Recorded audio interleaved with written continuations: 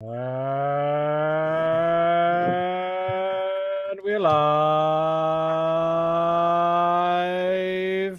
How do I turn this? There we are. Hello, boys. How's it going? Welcome to the Crafty Boys. A couple of triple old dudes, drinking beer and talking garbage, and there you go. So We're that's all I basically got. like King of the Hill, just without the standing out on the boulevard. Yeah, and true. everything.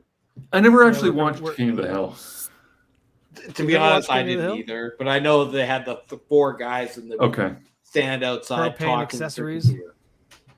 Obviously, something you'd want to do in animation. I mean, it'd be really hard to get that in another Oh, format. you have to. Just for Oh, budgetary okay. reasons. What is this on a Friday night? What is going on? Guys, wake me up. Alrighty. Well, it's humid and warm in Ontario this evening for no particularly good reason, because it was freezing cold only shortly ago. So yeah, what do I say? Well, you've decided to drink beer in order to stave off the humid, gross weather. So what's something like that. choose? Yes, I have a frosty, cool one right here from a brewery. So it's been a while since I've done a Toronto brewery, and these guys were early to the brew pub scene in Toronto, at least by Ontario standards, which is to say, like a full decade later than the rest of Canada. But that said, they make some interesting products. I think I've done one on the show before. It was their Thai PA, which was a good idea. IPA. Yeah, lemongrass with an IPA. Mm-hmm. That actually sounds pretty appetizing. So yeah, it was very good. With this caveat that it was a little sweeter than I like. But you know me, I like a dry beer. But tonight I'm going to be doing their spruce tip, IBU of 45, 6.4 alcohol per volume. Brew at the crossroads of premium ingredients and superior craft. We pour the heart and soul into every pint. Our beer is unfiltered, unpasteurized, and has no additives or preservatives. Giving it has never tasted so good. Sincerely, Louis Siffer. And part of the reason I like these guys is because if you look at the fellow on the tin. Mm-hmm. When you were reading that, were you trying to imagine how that guy would sound? And I was just presuming that as the English used to pronounce throughout the 17th century, the devil is variously a Scotsman or a Dutchman. So I figured I'd sort of try to aim for something that's sort of half Scots, half Dutch. Okay. I don't know. I'm. It's the end of the week. It's been a long one. Right. All right. Verdict. Okay.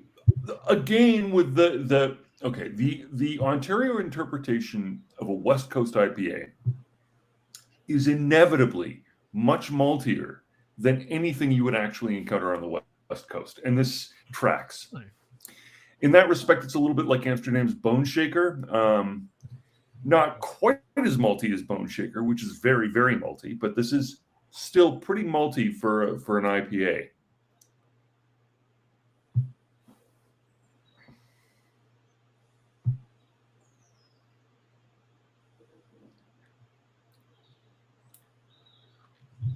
For the style, I would dare say that it's too malty. Right. Doesn't necessarily mean it's a bad drink. Let me ponder this over the course of our episode, and let me see if I slide more one way or the other whether or not I like this, because I think right now I might actually like this, even though it's not a proper IPA. Well, you find that sometimes. It's like you try something, and it's advertised to be a certain style. It might be a good mistake. Yeah, it doesn't taste like that style, but that doesn't mean it's bad. Yeah. All right, Shane, what have we got going on tonight? You and I here. All right, the beer this evening is this. Hang on. Category 12's salted lime lager. Ooh, that And looks I just good. want to point out that lock is on the cover. Yes. So there you go. I think that picture was taken Again. last week. That was taken last week. All right, now I'm just going to pour a little bit of this out. It looks like a lager. It smells like a lager. I bet you it's not going to taste Oh, like yeah. a lager. Look at that. Whoop, whoop, whoop, whoop, whoop, whoop. There we go. All right, this Ooh. looks light, refreshing, effervescent. I can smell the salted lime immediately. It's like a punch to the face. It's not as crystal clear as I would expect a commercial lager to be. No, it's definitely got a little bit of a haze to it, a very mild one.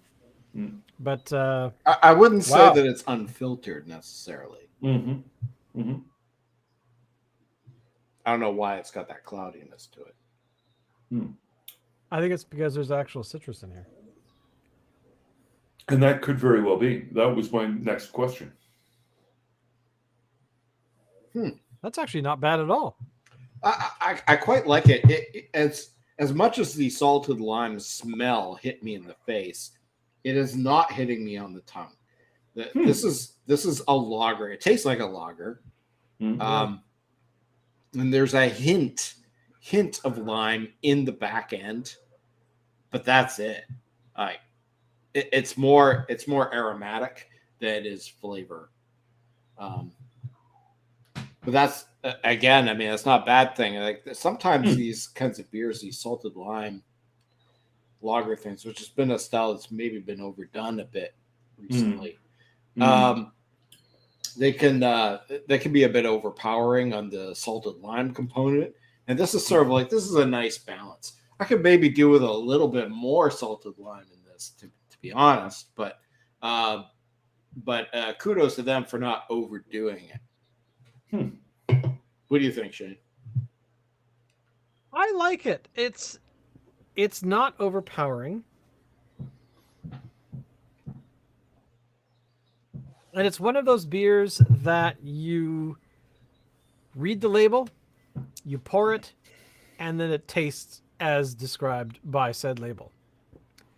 Where, you know, some beers that you and I have well, we've all had, have complained once in a while, like, no, this beer does not taste like it's described. This is like, oh, look, I am going to be having a chocolate milkshake porter. All right. I've just drank battery acid from the anus glands of a tauntaun. So, you know, the anal glands of a tauntaun. But yeah, it's something, it's you know, Those it's must have been as talking about the advertised. expanded universe or something. Exactly. But I give it a thumbs up. I have no problem with this at all. Yeah. So this thing, it comes in tall cans, 473 mils. It's only 4%, which I guess you would expect from like a Mexican lager type deal.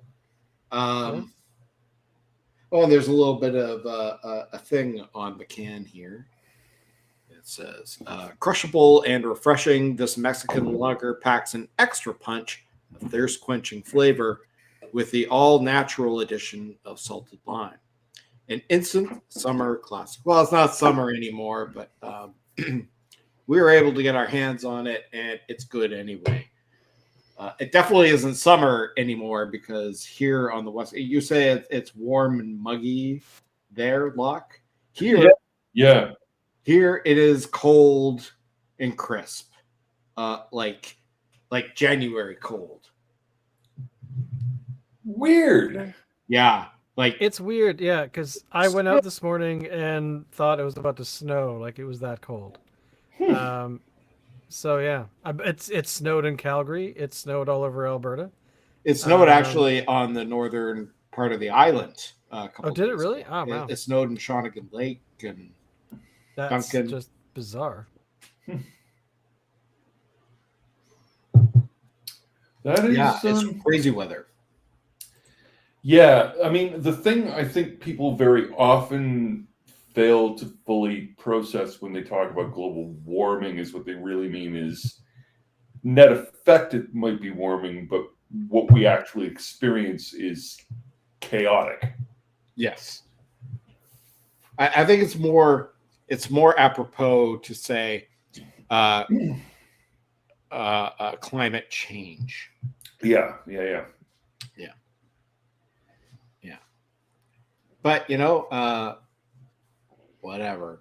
It's cold. I froze my baguettes off biking to work this morning. Mm-hmm. I think I'm done on the bike for the year now. You bike to work? Yeah, I do. I do 8 months of the year. Huh. I do it from, how long a ride is that? Usually about 25 minutes. Okay, that's a good ride, but not a it's not a massive inconvenience or anything. That's a reasonable commute. No, it's actually faster than taking the bus. I would expect so, and given that you're on the island, if there's anywhere where you would want to be a cyclist, that probably would be. Yeah, save money on gas. I can put that money towards beer. Yeah, and it's not get my exercise at the same time, so I can work off the beer. And it's not like you're dealing with the perma road rage of Vancouver or Toronto. There is a road rage component. Perma road rage. Yeah, there can be. That's a good song title. I mean, if you stick to like side roads and stuff. Yeah. There's the Galloping Goose Trail here, which kind of goes through most major parts. So there's ways. You could just automatically, get naked and walk. Not in this weather. Shrinkage! Yeah. Shrinkage! I mean, honestly, Locke, it's been so strange that it was, 22 degrees only like a couple of weeks back, and then just in the last little while, it's suddenly become, I hear they have to actually cancel the ferries between Victoria and Vancouver because the Pacific Ocean froze. I know. It's brutal. Are you when serious? ocean water freezes. No, I'm not serious. Okay. Wow! How much beer have you had, Locke? I don't know what to expect anymore. This is true. Whoa! Whew, Ice that beer Age. went right down. All right. So what's been happening this week? What hasn't been happening? Usually, before we do this, I try to go online and look for interesting stories. All right. So I didn't get around to doing. Here's something that I've just observed, which I think is sort of interesting. Maybe not actually, but we'll see. So, in the last few weeks, correct me if I'm wrong, but did a new season of Futurama drop? Because I think that it did. About a month and a half ago. Yeah. Really? And then I've actually been watching it because it's but quite good. then at the same time, Dan Harmon seems to have also dropped a new series that's like all ancient Greece and classical Yeah, gods or whatever. I've been seeing commercials, and it's got what's his face from Toast of London. Oh, I know exactly who you're talking about. Yeah, I know what you're talking about, and I can't think of the name. Yeah, I haven't seen it. But now, while that's going on, it seems like there's also been a new season of Rick and Morty. Season 7 just dropped. Season 7 just dropped, and I gather that dude, what was his name? The guy that did the voices for the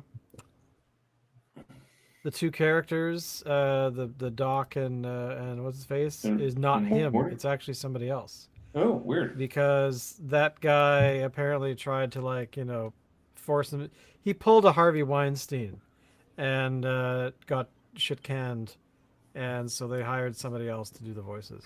Oh shit. Justin Roiland, that's what his name was. But I'm sorry, I'm just looking at what the actual series, the Sirens of Titan and Crapopolis. Yeah. Yes. Crapopolis is the one I was. Yeah, is the name of the show. Yeah, and then now I don't know when the last round of Disenchanted came out, but here's what like I see going on, which is that there's a kind of parody in what they're dishing out, which means that it looks increasingly like they're competing with each other. Which isn't really a fair competition because Dan Harmon doesn't have anything like The Simpsons to his credit. Disenchanted is done. Disenchanted is done? Okay. Yeah. So okay. So maybe not. Maybe I'm overstating the case, but it seems to me like for your sort of your Adult Swim sort of North American head trip cartoon, it seems like those two as generators of mayhem and metaverse,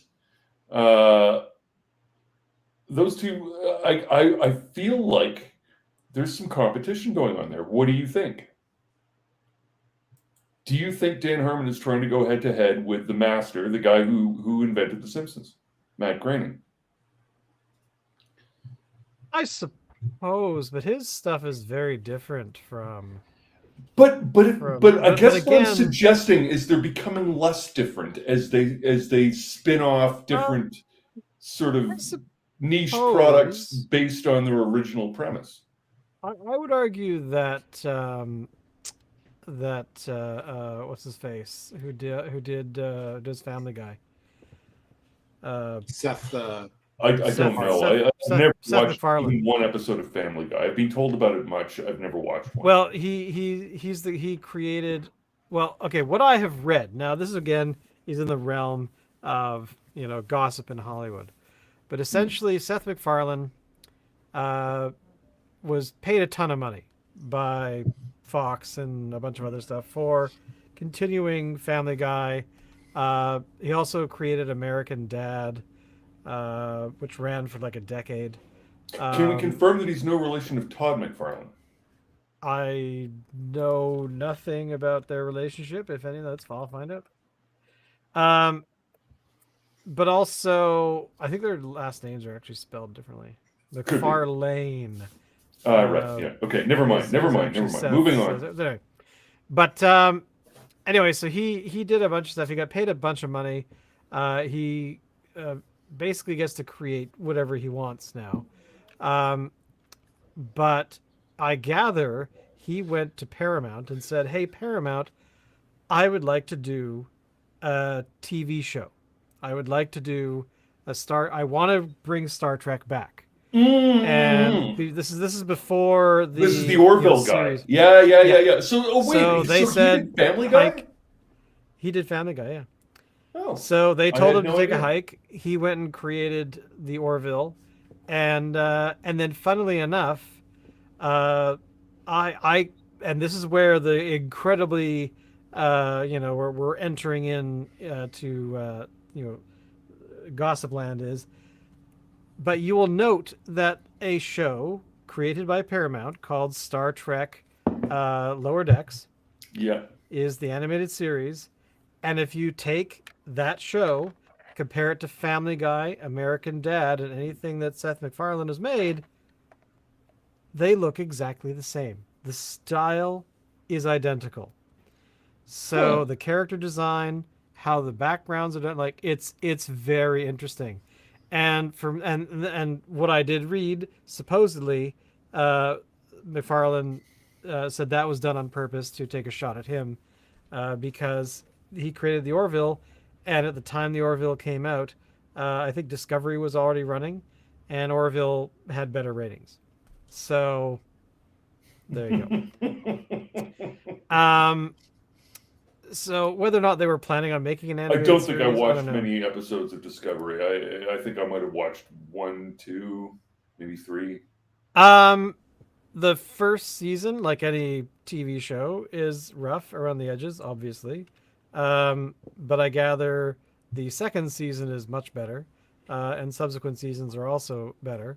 And it also gave birth to Strange New Worlds, which I gotta say, It's the hands bomb. down, it's the best Star Trek I've show been around. I've been digging it. Yeah, I've been enjoying that. If you're enjoying I'm- Strange New Worlds, then I think you would enjoy Discovery Season 2. Okay, Because all right, I'll Discovery check it. Season 2 is what gave birth to Strange New Worlds. Okay, I will check that out. And not to mention, Lower Decks is also incredibly good. Like it's not. It's Just been a silly recommended little- to me before. Other people have said And Lower Decks. and this season they had a crossover episode from characters from the animated show into Strange New Worlds. Yes, So, I there you noted go. that. I didn't know what to make of it, having not It watched it actually any Lower I Decks. think they did it reasonably well. It was kind of a I don't know, Lieutenant Barclay kind of tone to it.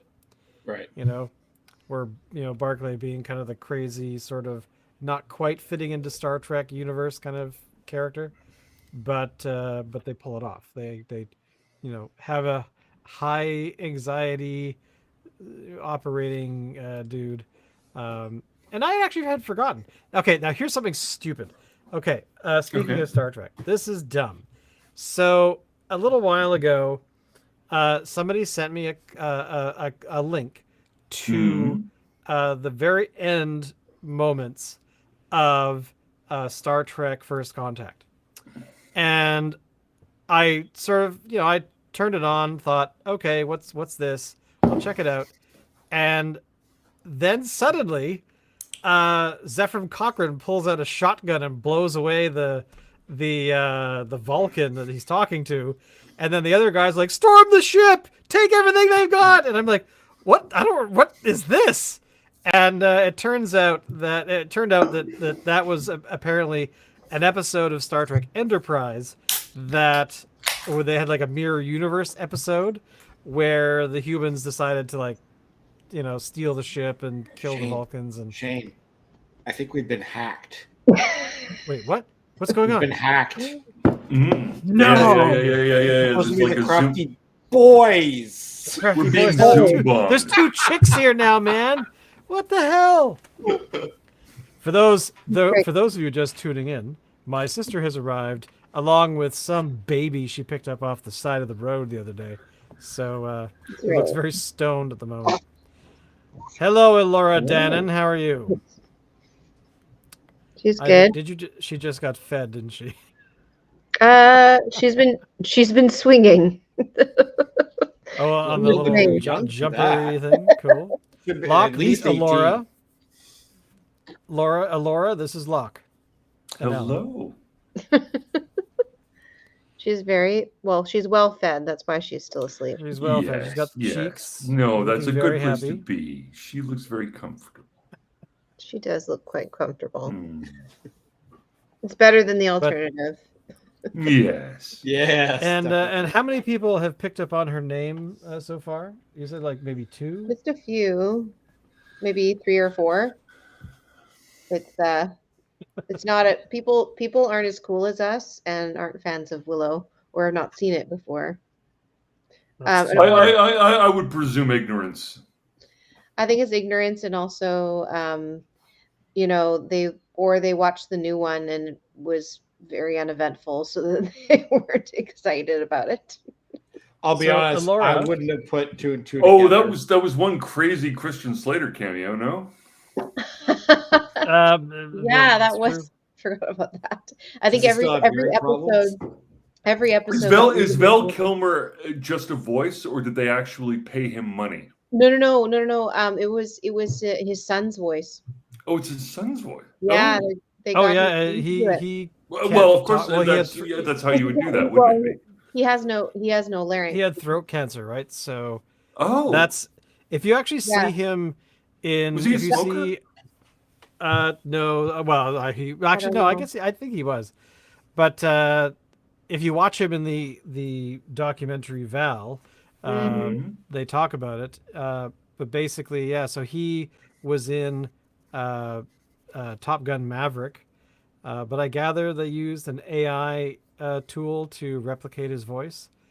He He couldn't. can kind of speak, but it's very but I think they did use some AI because he has a trach, so he Yeah. kind of Oh sounds. dear. Oh dear. I had Oh no yeah, Oh idea. yeah. It was quite the event. Huh.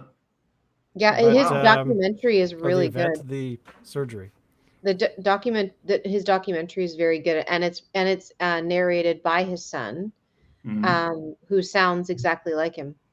Huh. So it's pretty cool. Apparently so. Yeah, But I so really wish that he could still somehow take part in performing in Willow. Oh, they canceled it. Oh, it's they terrible. did, and That's they took it just off. They awful. took it off Disney Plus. Yeah, they were. It was so bad. They're like, we can't broadcast this ever again. We don't want to pay for this shit. Yeah, it's too bad. But they I totally forgot what the root of all this conversation was. Well, the Oh, Laura being a child who well, I've always liked hopefully that will name. save the universe at the end of at the She, beginning yeah, of her she's 10 gonna years as an adult. she's gonna take Bab Morta down, whatever her name is, the Hmm. evil Bab Morta, later on. And Hmm. but it's yeah, and it's interesting because or it's funny because yeah, unless you're a fan or you have any recollection of seeing it, it's people just have. I think the highest praise I can give the latest series was the I don't even remember what the fucking guy's name is, but you know the guy with the Morpheus? skull mask. They had some Oh, footage of a guy in that costume like swinging a sword around, and it was like pretty pretty rocking. It was like yeah, that looks violent. I will point out that that is really, to me, from the world building aspect of that show. The fact that that character with the guy that had the mask was running around pillaging and impregnating a bunch of women, and later on, you know, we learn in the show that he's fathered a whole bunch of children who have sort of come together to be, I don't know, ninja warriors or something. mhm. And I thought that was actually a cool world building moment of like, because we really knew nothing about that character except that, you know, in the film, he was like the big bad. He was the right hand, you know, henchman. And but then you had the show come along, you know, a bunch of years later that said, okay, well, this character's cool, but we're going to give him some actual backstory. We're going to give him, like, he did stuff. It's like he just didn't stand around and, grrr, I'm evil.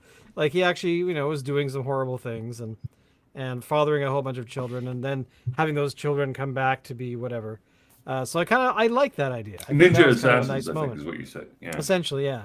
I But think I thought that was really cool. But you know, the rest of it was kind of trash. that it wasn't even necessarily about I guess the storyline, but it was the writing that killed me. If I were Christian Slater, there are so many occasions upon which I would have been like, yeah, but can't I be a Conan kind of a character at least once? You know what I mean? And it's sort of like, yes, you can. Yes, you can. Well, Here's how we're gonna do this. Here's how we're gonna do this. Everybody's gonna come together. We're gonna get everybody's dream part. We're just gonna make it happen. I don't care about the writing. It might be shit. We'll just tie it all the fuck together, and whatever your dream role is, we'll do that. there's got to be a website out there somewhere that's like, you know, every cameo role that Christian Slater has done. Because, you know, right off the bat, the first one that comes to mind is, of course, Star Trek 6. You know, he's the ensign who shows up and wakes up Captain Sulu because of whatever the reason was. And, you know, and then he's gone. He's like there and then he's out. And I guess it was because his aunt or mother or somebody was like the casting director for the film or something. Oh, Or some family relative. And because I think he'd already, when was Pump Up the Volume? 1980. No. That was 91. 91. 91. Yeah, I okay, think. so Star 90 Trek or 6 was 91. also 1991.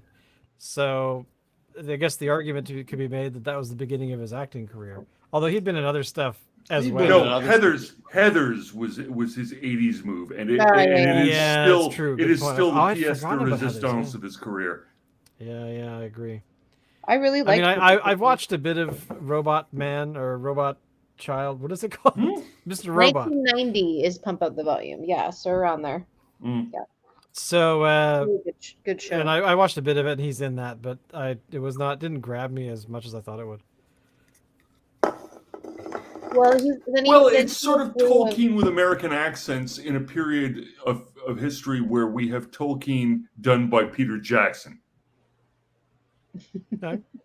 Right. All right. You know, in the 80s when Willow came out, there wasn't a Peter Jackson Tolkien to refer to. So instead, what we had was the Ralph No, that's Bakshi true. Tolkien. That was the last attempt at Tolkien. So when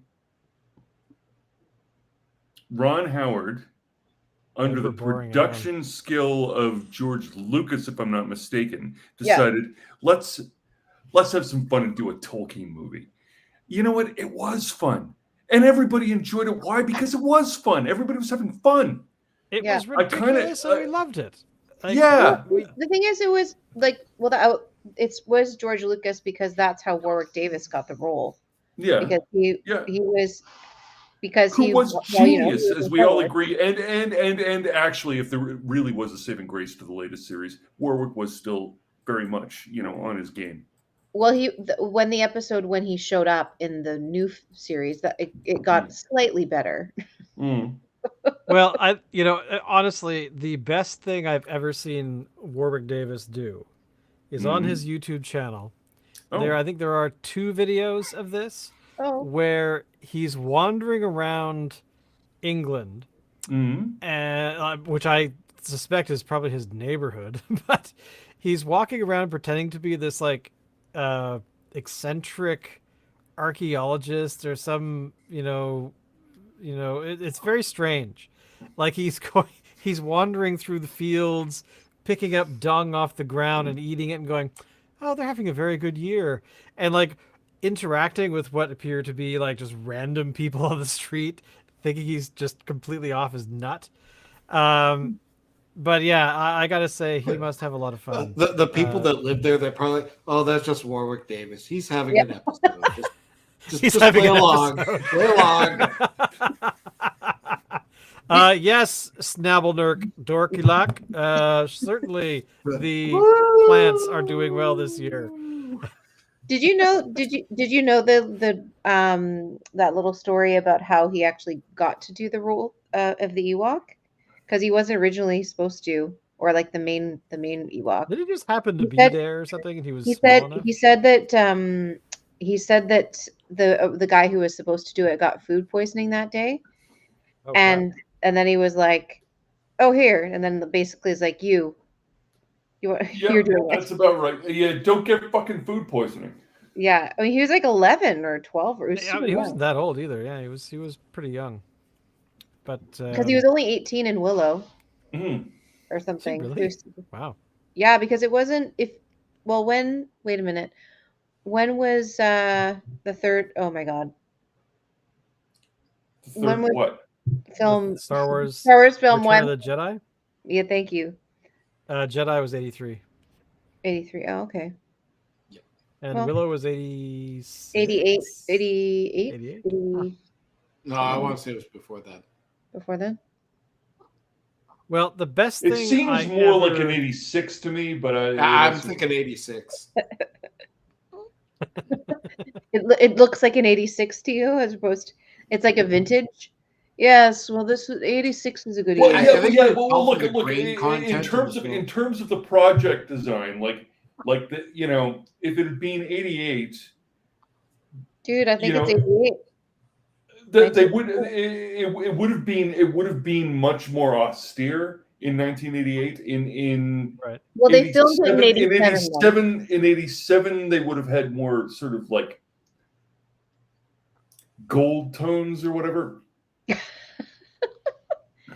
Well, Google says 88, so I don't know. It does. I think Sure. the I mean, TV series, I've been wrong before, but The TV series? I think the TV series was filmed in '88 because when it hit '88, we saw some serious shit. Alan, there's a baby on the okay. show. Here's the thing. It was right before the end of the Cold War, so well, the often stated end of the Cold War. Never mind whether or not it's Right. still going on, but I sort of feel like there was something about it that maybe 1987. Check. Are you sure it wasn't in '87 that the movie came out? Well, Wikipedia and IMDb says 88, but it's possible. It probably was filmed the year before that. Yeah, right. It So seems the film was 1987 film instead of 88 film. So the tone would be different. the production style all seemed a little bit too much of that. You know how that there was this argument sort of about 1986 through 1988 about how ripped jeans were really, and zippers, they were really like sort of a reflection of Renaissance mercenaries who used to slash their coats and then pull their shirts out to make like a crazy looking thing, right? And they were like, look, see how much we've changed, but how much we're still the same. And then there were all of these things going on and on about that theme at the time. And I think 88 would be late for that, because by 88, everybody was starting to wear like suede miniskirts. You know what I mean? Yeah. I wasn't of that fashion, but I was more into like neon leggings, but yes, but that was more. yeah. But yes, I'm sure. Well, there's a lot of slashing of that. I mean, that was the era. That was what they did. Yeah, and to me, there's something about the production design of Willow that had a bit of that Renaissance sort of, for all that it's a medieval fantasy, there was a lot of Renaissance costume design, if you see what I mean. I know, and that's why I was so pissed off with the way that they were talking on the new film, Yeah, which is to say that it's okay to do Tolkien in American accents as long as you're using Tolkienish dialect to a degree. But when you start introducing like hipster language, it kind of ruins the effect. Oh, here we Now, go. I wanted to point this out. I was in Gold River on Vancouver Island back in like, I don't know, 98 or 99. Sorry, is this a movie or is this a book? This is a trilogy of books. So Lucas was involved in this trilogy of books. Yes, George Lucas apparently wrote a script or a treatment for a sequel to Willow. And after a while, it became obvious they weren't going to be able to make one because of whatever reason. I think he started working on the prequels, and so it never came to anything. But he did hire this author, Chris Claremont, to write a trilogy of novels based on his treatment for what would have happened after the. Have you read any film. of it? I have not. I Okay. only know what I've read on Wikipedia, but the books apparently did well. They're still around. You can still find them at the library and stuff. And I kind of the reason it popped into my mind is we're talking about Willow, but I thought maybe this is something I'm going to actually check out because apparently it is based on his script, or whatever the thing he wrote was. So it's very... Presumably it would have been in those like duotangs or whatever that he wrote Star Wars on. So it's called The Chronicles of the Shadow War, and it's kind of interesting that that they did. It's also that it became 15 years after the original film. Blah, blah. A teenage. So I'm actually the other reason I bring this up. I'm curious if what would have been the second season of the Willow TV show. if some of the ideas from these books had made some seeds of what might have been. But there you go. So basically, the series was canceled in March, removed from streaming in May. So, yeah, take that. Yeah. Not only, show. yeah. Forget you canceling us. We're canceling us. Yeah, I mean, as you said, Kristen, the fact that you had characters in a fantasy world talking like they stepped out of, 21st century. A fucking mall. Exactly. Yeah. Yes. I mean, who said It was it was like so Kevin stupid? Smith action movies. Because I mean, one of the characters was like, "No shit." I'm like, who? Yeah, What the exactly. hell? Yeah. Don't do that. It's wrong. But Yeah, they didn't earn it. That was the problem. Here's the Yes, difference. that's exactly right. Here's what's gone wrong. So, early career Lucas, early career Ron Howard. What was different about what they were doing as compared to what their contemporaries were doing and failing at was that your contemporaries were kissing the ass of the youth generation, trying to be as cool as they could and trying to candy up to them. And those guys, what they did was they resisted that, and they put out material that was a little bit challenging for that generation, for our generation. Stuff like Indiana Jones, which, if you stop and think about it, when it first came out, was shocking. People were upset about it. It was like you've got snakes coming through skulls, and you're mixing up religion and action movie, and you're doing things that are ultimately, it's clearly going to appeal to kids, but it's too violent and it's too real for that audience. And that's actually what made it valuable to us as kids, because we recognized right away there's somebody talking to us that's telling us the raw deal, right? The problem with the latest Willow season is it was kissing the ass of the generation they thought were, they were trying to win the approval of. And you can't do that. You can't do that. You need to show them something you've got backbone, and so that they're going to stand there and go, yeah, I can't fuck with that. I don't have any grasp on it. I can't say, my friend would say that comment was fucking lame, man. Or whatever it is, right? But it's like by trying to be accessible, they made themselves repellent. Yeah. That's because actually the thing a is, very people, good observation. Yeah. I totally because agree. of the people who are going to watch it are the people who remember the film, and that generation is going to be like, what the fuck is this? And so, like, it just doesn't make any sense. I mean, it was just very disappointing. Very disappointing. Laura, what did you think? She is just dry. That's had a little bit too much to drink, I think. She had a little bit too much. Off. Too many tequila shots. She's gonna get thrown out of the bar, man. Holy cow. She's drug herself under the table. Dude, you can't fall asleep in a bar.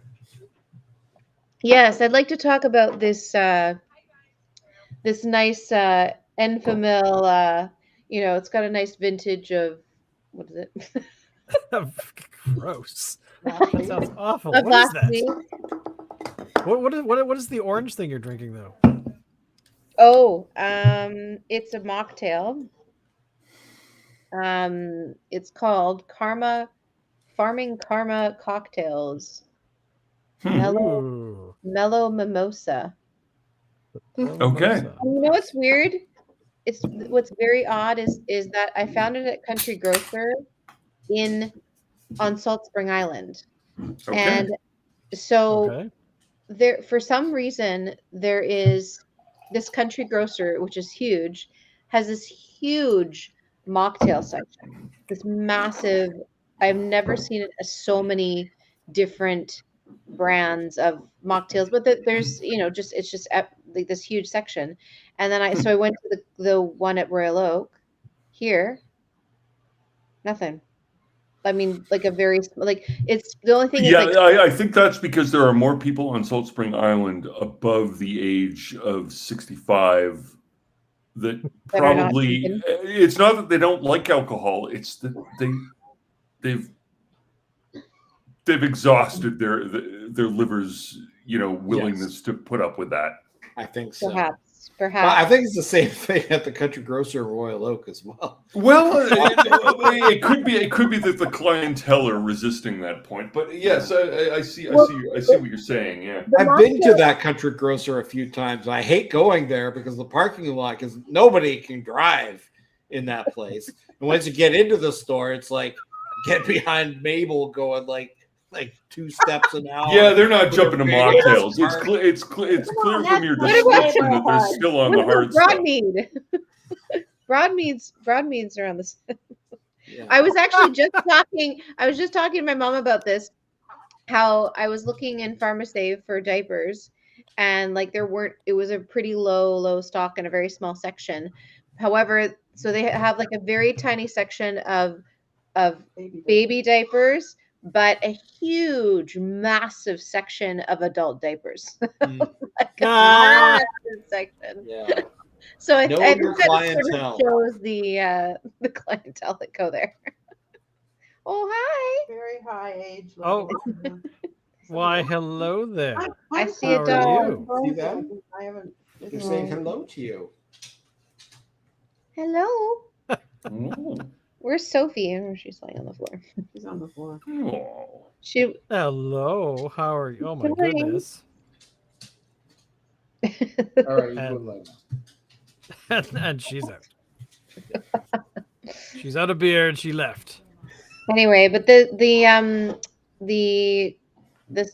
mimosa thing, it's not bad. Pretty good. Probably better with some alcohol in it, but thanks, Linda. Yes, we're frozen because it's so cold out. I haven't been able to get. She's trying to watch on her iPad, and it's frozen. It's frozen. It's been frozen ever since I started trying to start watching. Are you watching it on YouTube or your Facebook app? Facebook?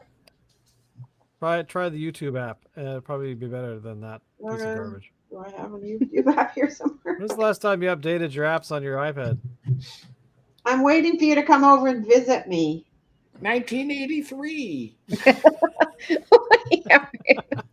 The same year that they had that movie with all the teddy bears. Oh my lord! But the oh, here they are. What were you saying? I found sorry, you. I'm actually kind of waiting to see what Mom does. You want to join the show, Mom? You can join in if you want. I found you. Actually, yeah, you're moving on YouTube. Oh, look at that. It's amazing what they can do these days. Is this a talkie?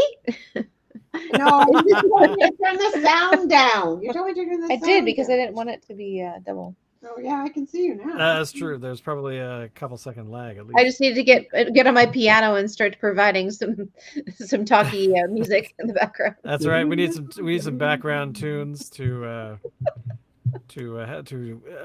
illuminate our conversations online. Yes, actually, I can. There actually is a new feature on this platform. The only background music we need is. Exactly. How many viewers do you have? How many? What? Sorry. Viewers. Right now, we have 678,000 at the moment. I don't believe you. We average about 7 million a day. Our content is just that good. It's true. It's riveting. I mean, we're monetized. We're pulling in like so much cash. That's right. Totally. It's been so. Crafty Land is going to be opening by this time next year. Don't you? Of course. Yeah, that's right. Right next to Dolly World. Don't you have to have ads in order to monetize your thing? No, you just have to have Craftyland approved by Greta. She looks so upset about that. She's very She happy, always but looks I that approve way. this thing. Get out of here, Putin. All right. Oh, did you make that just now? Brought to you by Bud Light. Looked like Kristen was drinking. That's right. Oh, I really? wish. Yeah, there we go. That's right. She just Look. and it's landing on my head, of course. So what else is going on in the world aside from Willow? I know that there's not a lot going on in the film industry because of the strike. There isn't, but I don't know if this has legs or not. But I've been hearing some rumors, or there's been some talk about what if Disney was to reboot Star Wars. In other words, and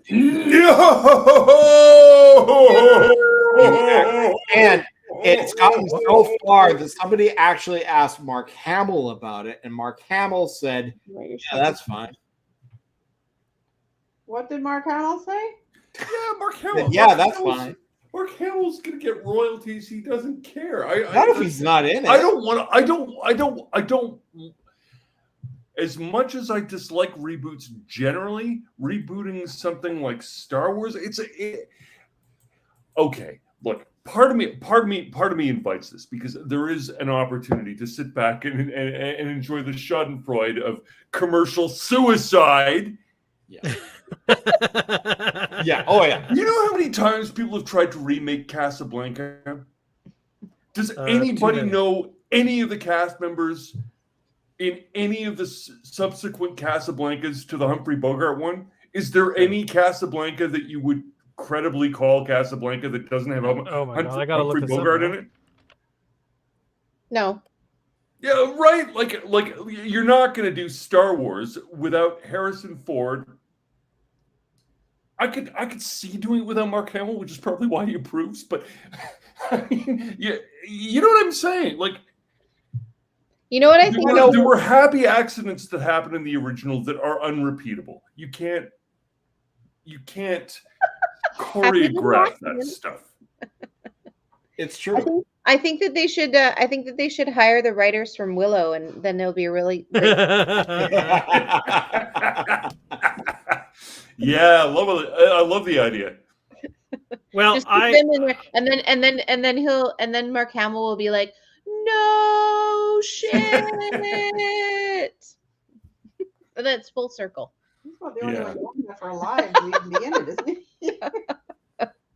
he? He is a little long in the tooth. I would like to see Casablanca directed by Terry Gilliam. That to me would be a very strange but cool film at the same time. See, What about Tim Burton? Terry Gilliam already has a track record of doing historical literature, so he could potentially pull that off in a way that you wouldn't expect from just anyone, right? Because he's already done The Man from La Mancha, and he's already done, stuff that has deep historical and cultural roots in the way that Shakespeare took on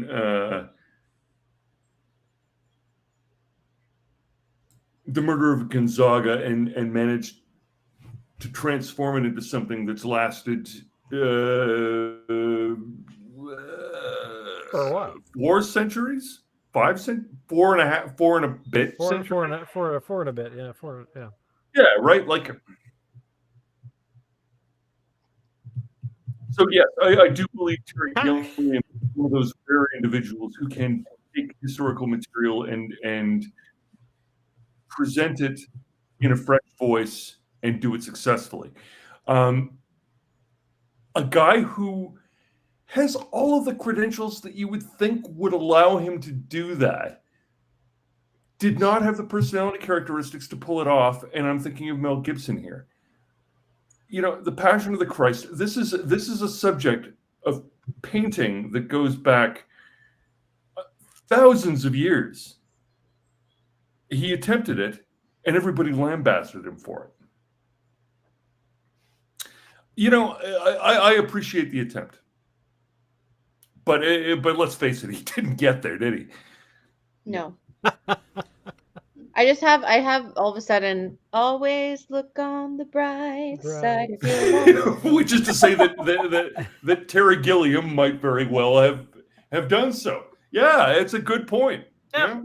The thing I think that needs to happen, I mean, I could really care less if they reboot it, because I think that there's something to be said for restarting it in that way. However, I don't agree of rebooting it just for the sake of trying to save it as a property.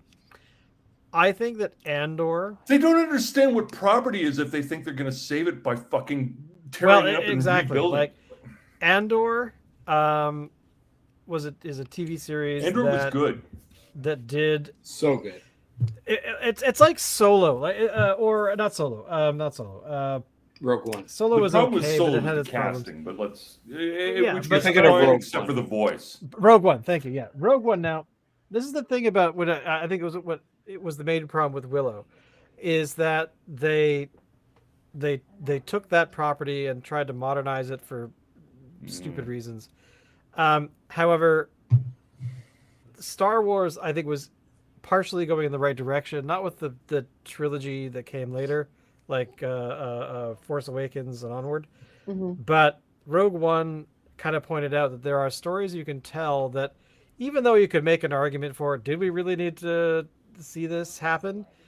But the thing is that Star Wars was built upon a bunch of different sort of, there was some samurai stuff, there's some Battle of Britain stuff, there's a bunch of sort of influences that George Lucas took to tell a large Joseph story. Campbell. Well, it's obviously, yeah. So, but then there's also, he took that, kept going, and it's the prequels, if you don't like them or like them, but he was trying to tell, again, another large story about trade routes and about empires, how they get built, and all these kinds He of didn't things. get there, did he? We're going to do a kids movie that's going almost. to be super juvenilized, and let's talk about trade rights. Well, Yeah, okay, right? yeah, and actually, that's another problem. That's the the disconnect. juvenilization of that. He lived in a particular mature universe, but he was trying to tell a kid's story. and sadly, Jar Jar didn't quite. As those Yeah. films progressed, he got booted out. But at the same time, it was an ambitious idea. I give him credit for that. I don't think that the people that have run it after that really understood what his vision was about telling this grand opera about a large galaxy that does this, that, and there's all this stuff going on. And that's the thing that I think that Rogue One pointed out, is that, look, there are other stories in the same universe that are just as impactful that we could tell. And I think that they have all these novels, they have all these things, there's tons of great stories out there. The Ahsoka TV show really kind of got there finally by the sort of second last episode. There were some great things in there. I thought they were a bit slow getting to the meat of what they're trying to tell. However, I had forgotten and only really remembered this and read about it after watching the last episode, is that there's actually a film coming, apparently, that's going to take the storylines from Ahsoka, from Book of Boba Fett, Mandalorian, and So they've been priming the pump with the idea that they're going to do something that's going to yeah, so they're going to sort of bring all these storylines, these threads Okay. together into sort of a final film to kind of wrap them all up. That has to do with Thrawn. Oh no! And They're not that's- going to wrap them all up because wrapping it all up would suggest that Okay. you've ended your revenue good point. stream. You're trying to create Exactly. threads So that so will- they're trying to have basically their Infinity War sort of moment, which I'm very happy to see how they try to pull this off, because the only benefit they have is a lot of these shows are based on the animated series, which were made by basically one dude. So Filoni is his name. Filoni, is Yes, it Filoni? Dave Yeah. Filoni. So Dave Filoni has basically worked on all these things and has kind of been bringing them together to try and do this kind of all these different TV shows ending up in the same point to some degree Mhm. and interacting. Whether that produces more TV, whether that produces more films, I don't know. well, they wanted to, so let's. Oh, of course they wanted to, but and we wanted to, provided it's good. That's right. Well, Well, see, exactly. what's going to happen is Thrawn is going to get all the stones and everything, and then do the snap, exactly, and half and of then it'll reboot. half of them all will die. And You know, the next reboot that would be really they should redo is the Christmas special. no, Which you could argue the Guardians of the Galaxy kind of did that, sort of. It's true. That is Which I very enjoyed true. thoroughly. I thought Christmas that was like, special. Yeah. It should like disappear. Seriously, it's painful to watch.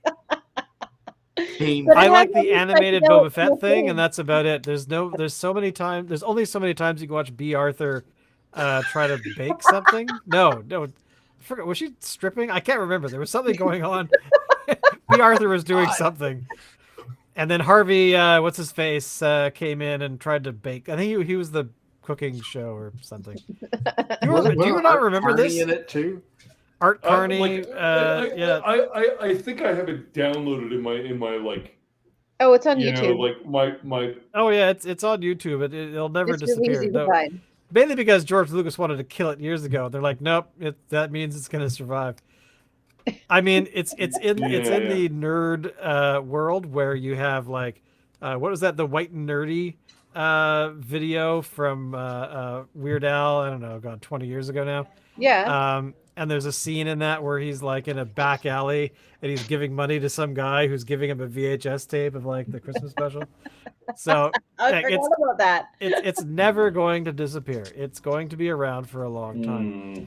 But again, that's the thing. Willow had exactly the same chance to say, okay, let's tell a story either before or after, but let's make sure that it is built in the universe, like it's in that universe. The universe is a bit goofy. The universe is a bit it's sort of very sort of rustic, very kind of like what they were trying to do, where okay, let's be honest here. Like, okay, so take Tolkien's universe, and we're gonna just sort of like do it with American accents. Well, actually, the other thing they could learn is copying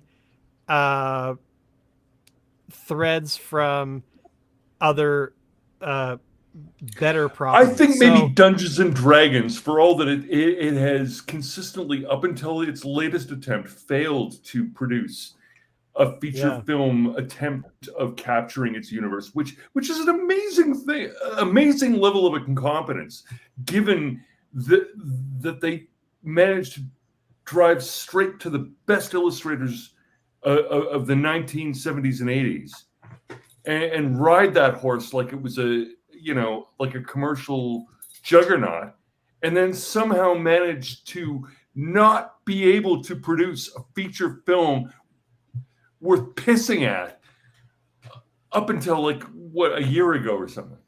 Actually, one of the best depictions of Dungeons and Dragons, of people playing the game on film, is the final. I think it's the last episode of the show Freaks and Geeks. And the best, so I rewatched that episode not too long ago, like a couple weeks ago, and because I was thinking about, I was talking to some people about D&D, and I thought, oh yeah, I remember this. So I went and turned it on, watched the whole thing, and thought, my God, that's like the best depiction. And then while I was watching it, I realized that the lead character, this young kid, was the guy who wrote and directed the Dungeons and Dragons film that just came out. So it's like all these talented people coming together, right? And but just having that kind of talent to be able to come together and do that kind of stuff, and this is what I mean by them copying other properties, like the film Logan. If you watch it very carefully, and believe me, I know I'm not going to do that. But yes, let's pretend I did. It's a retelling of the movie Shane. That's exactly what that film is. If you watch that movie, and you would know. So the character, but here's the thing. This is the giveaway, is that halfway through the film, they're in like Reno, and they're watching the movie Shane partway through, Okay. and then the final speech is in Logan is the final speech from Huh. the movie Shane. So, Interesting. but Okay. as much as I'd like to like say how important it is, it's not. But Rogue One is a retelling of Kelly's Heroes. It's a bunch of dudes that are trying to fight a larger power, coming together, and then mainly dying at the end. Sorry. After Who in Rogue One are you saying Is Telly Savalas? the Is Donald Telly Savalas? Sutherland I don't was? actually know. Who was Donald Sutherland in Rogue One? Well, no, I'm not saying that they're taking characters and like putting them together. and saying, this is So gonna it's be-" not that. No, close. I'm just saying the premise of The these premise- films. Like same thing for Logan. yeah, okay, it is all not right. like let's take a character Shane. And, no, it's It was this a basically this wartime idea. heist, is what you're saying. Exactly. These films that have proven to work in the past. How do you take that? And it's like taking Shakespeare and saying, okay, let's make a movie like Baz Luhrmann's Romeo and Juliet. Nice So- puppy dog. What? She's liking the dog. Oh, the dog. Oh, the dog. Dash is very, very stunning. Look at that face. Look at that face. Yes, Dash. Look at you.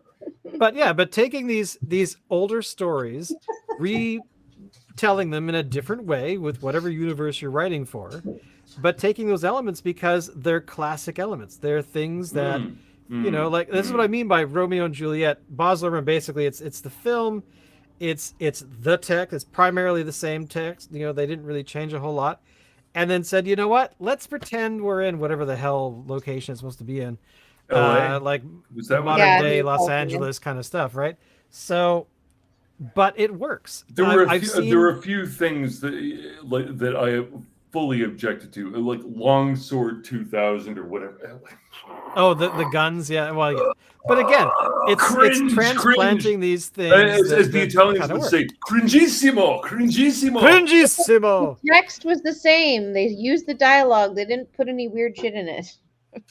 But well, that's the thing. Like they tried to use they spoke in Shakespearean, you know, candor, but then they said, hey, Which, no. if you understand what Shakespeare was doing, you recognize is as stilted as if Shakespeare had tried to do his plays. Well, in Gaelic, you know what I mean? Like, that would be fun. I read or in watched- Latin, and present them to an English audience. Yeah, but no, we're going to do it in Latin because that was original. The Good. original. I watched this interview with Miriam Margolyes, who was in Romeo and Juliet, and she was saying 'cause she was the character. She was Juliet's nurse, Mhm. and she commented on that during that film. I guess she actually told Leonardo DiCaprio to start wearing deodorant because he smelled so bad during the film. So a little cute little tidbit. This was pretty funny. I gather there were some famous people in films, 20 odd, 30 odd years ago who did stuff like that where they were like eating onions before like doing like kissing scenes and things. So Yeah. I doubt that would happen anymore because you'd probably get canceled. Probably. That's the culture these days. What does that even mean anymore, though? Because doesn't if somebody mean cancels you, if somebody cancels you, what is the effect of that? Does it mean that the people There who are isn't. like who are like crazy into like Crazy into being on Twitter? being like highly particular about X. the way you express yourself, and anybody that doesn't express themselves the way I express themselves, like we need to censor them, and we need to make sure that they understand that. So they're just not going to talk to us anymore. Yeah, Yeah. cancel me now, I was cancel me gonna now, say, yeah, cancel me now, cancel me now, Okay, you guys go do your thing. I'm gonna cancel go me live in the real now. world. I don't want to hear anymore. Bye. Yeah, Kristen's got this very confused look on her face. Well, it's just such a weird thing to be. the end. It's I don't know. I- And you notice Julian? that why is everybody doing Right. memoirs now? Why is everybody doing memoirs? Is anybody like it's all of a sudden they're like everybody and their I'm dog is doing doing a memoir? memoirs. Like, am I supposed Yeah. to do a They're memoir? doing what? You should memoirs. They're Writing doing memoirs, Britney yeah. Spears and Britney Spears wrote a memoir. Oh And my then, god, I I would would read a so book. fucking read that. Yeah, Britney I don't think Spears she is- actually That's did. a memoir that I And- would read. Don Stamos just released a book, and who else? There's like 3 or 4 celebrities, or 4 or 5 celebrities that have. Jada Pinkett Smith. Who's that? Sorry, are you Is sure that- these are oh, that's celebrities? what's her? Celebrities means people have heard of them. What is her name? How do you not know Jada Pinkett Smith? Who the fuck is that? That's that's Will Smith's son Will or Smith's- son. Here's the thing, Locke. You don't pay Will Smith attention to has, online sorry, stuff. sorry. Will Smith has kids. Yeah, 3. Jaden I and gather. Jaden and Willow. Fuck, Have you? Don't you sorry, I've never Jane, met. we're gonna have to show him. We're gonna have to People show that have Whip never My been Hair- in my kitchen. We're gonna show Whip My Hair back and forth for you guys to watch. Well, can you watch that time where he punched so and so in the face at the? Oh yes, and Will Smith punched Chris Rock on the Oscars, of course. Oh right, yeah. Look, I mean, I would punch both of them if given the chance. So I love it. Harsh.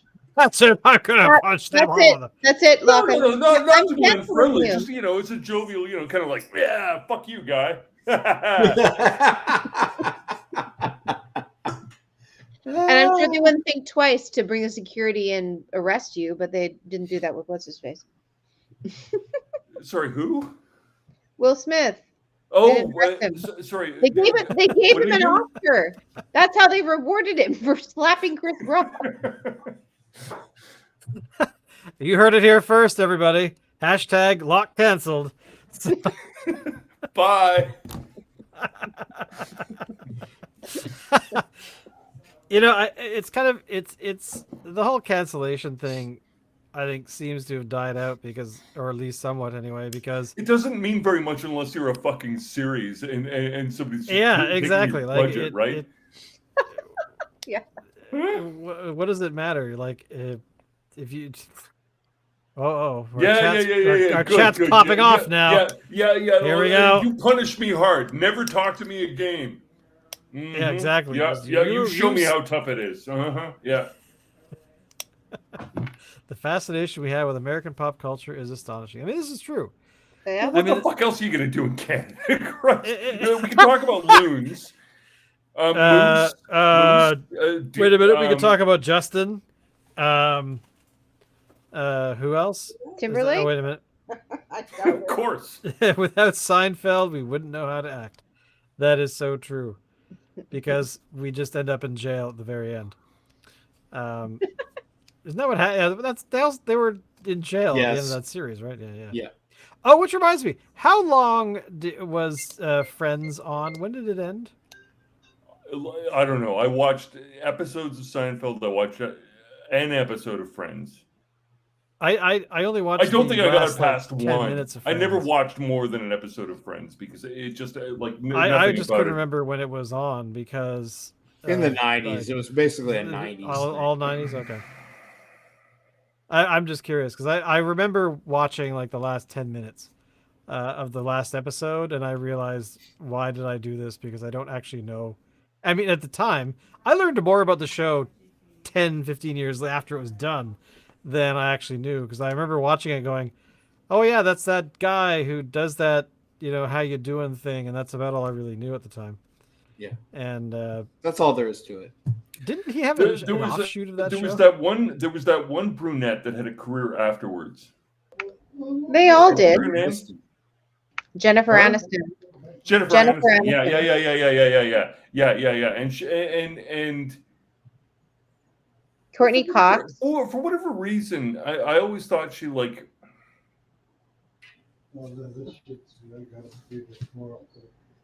Oh, As Dad, sure. celebrities go, she seemed like she might at some point have had a personality.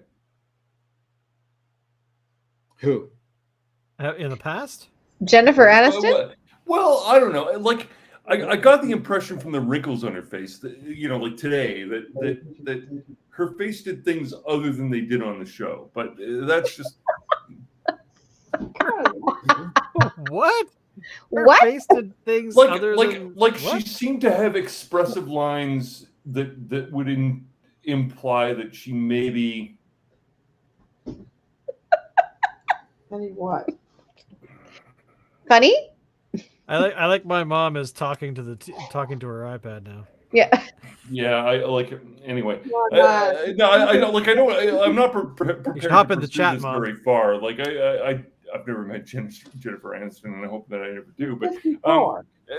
like basically, I get the impression that she might have been out of like she might have been able to think on her feet a bit. You know what I mean? Like as a crew of people here today who are talking out of their ass, improvising, I feel like she could probably speak improvisationally and do well. The blonde one, I think, might also be able to do that a little bit, but I think Lisa Kudrow was actually the most talented out of might have been, yeah, all of them.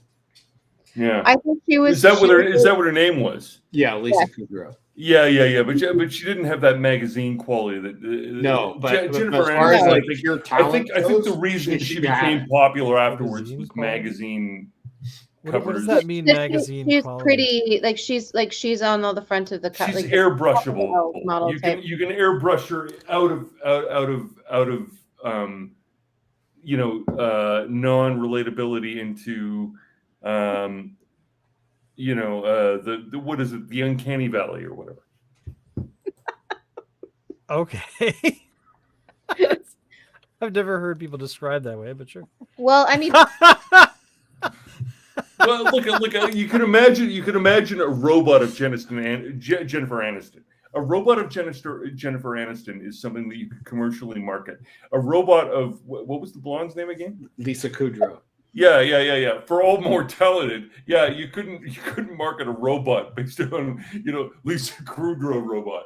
You know what I mean? what about Courtney Cox? Who's Courtney Cox? Exactly. She got her start in a Bruce Springsteen video. Did Really? Yes, she did. Huh? I mean, really, like Which one? Jennifer Dancing Aniston. in the Dark. Huh? Really? What did she do? So in the music video, Bruce Springsteen was on stage doing the song. It was sort of like this mock concert thing. And, Right. And he puts down his hand to grab a girl out of the audience to dance with him up on stage, and it was Courtney Cox.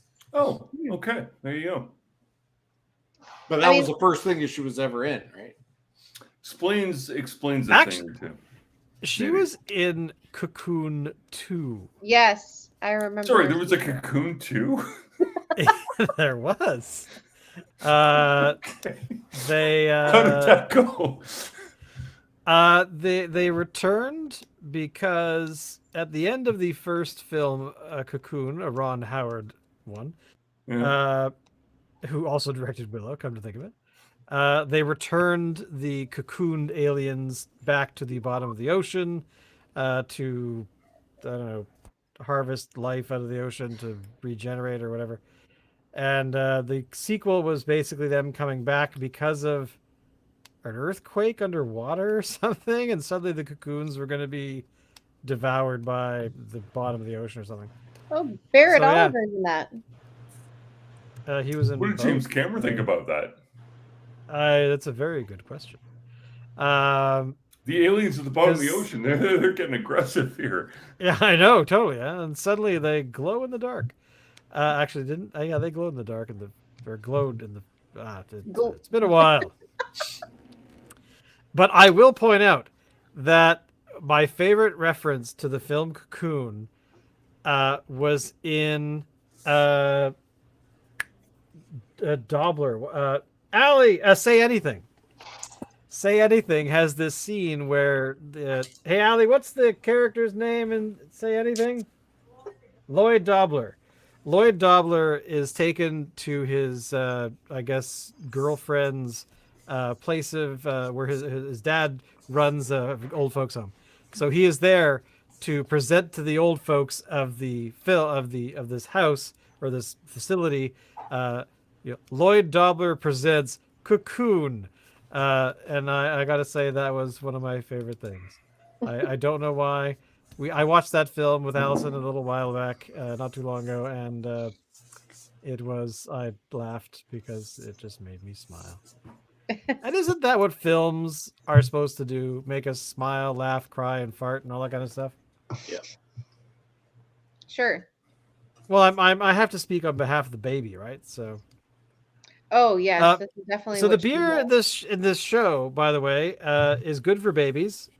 So it's called Salted Lime. It has a picture of Locke on the label from the brewery Category 12. We never on did actually eating. find out whether Locke liked his beer or not. Oh, He said he was yeah, going to tell us by the end of the You know show. what? I've been drinking all night. Unobjectionable. That's not a really a solid endorsement. No, this is good. This is tasty. I think Okay. it's maltier than I would go for a proper West Coast IPA, but But serviceable. Serviceable. no, better than that. What about an East Coast IPA? Is there a difference? Well, there absolutely is a difference, which is to say that like the New England IPA is the hazy fruit punch tasting crap okay. that frankly dominates the market out here. And this Really? is something a little different, which is to say that this is an Ontario IPA, which is to say that it's an Ontario West Coast IPA, which is to say that it tastes nothing like a West Coast IPA, but they think it does. And yet it's much, much maltier than any West Coast IPA would have any right to be. Whatever it is, I'm not gonna compare it to Mirror Pond. I just did, which is sort of Deschutes' balance between malt and hops.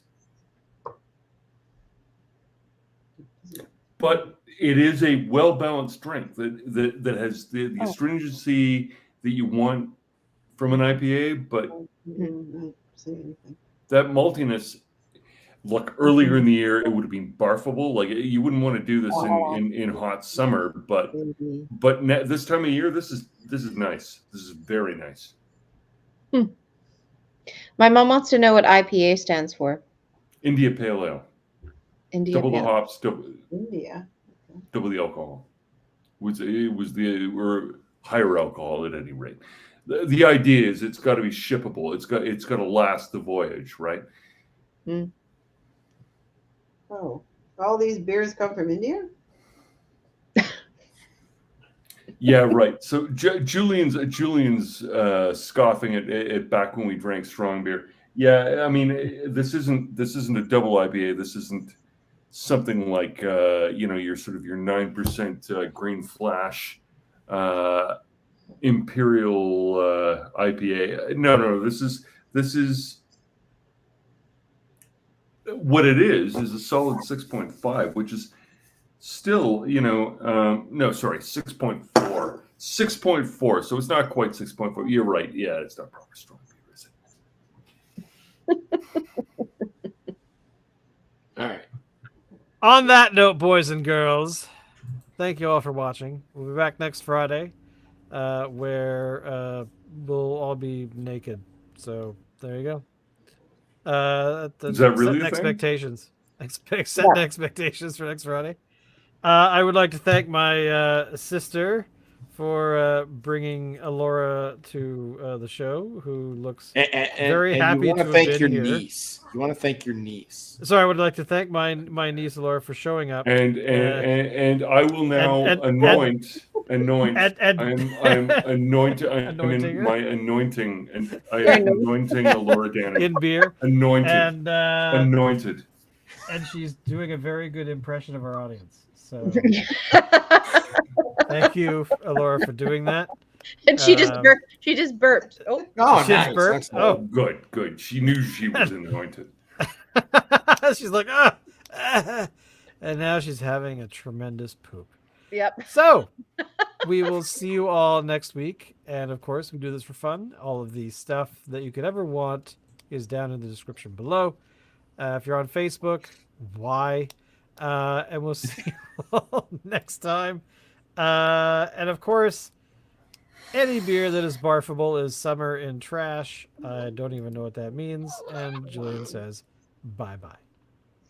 Bye, everybody. Bye. Say goodbye, Elora. Baby, bye. Bye. Blah, blah, blah, blah, blah, blah, blah, blah, blah, blah, blah, blah.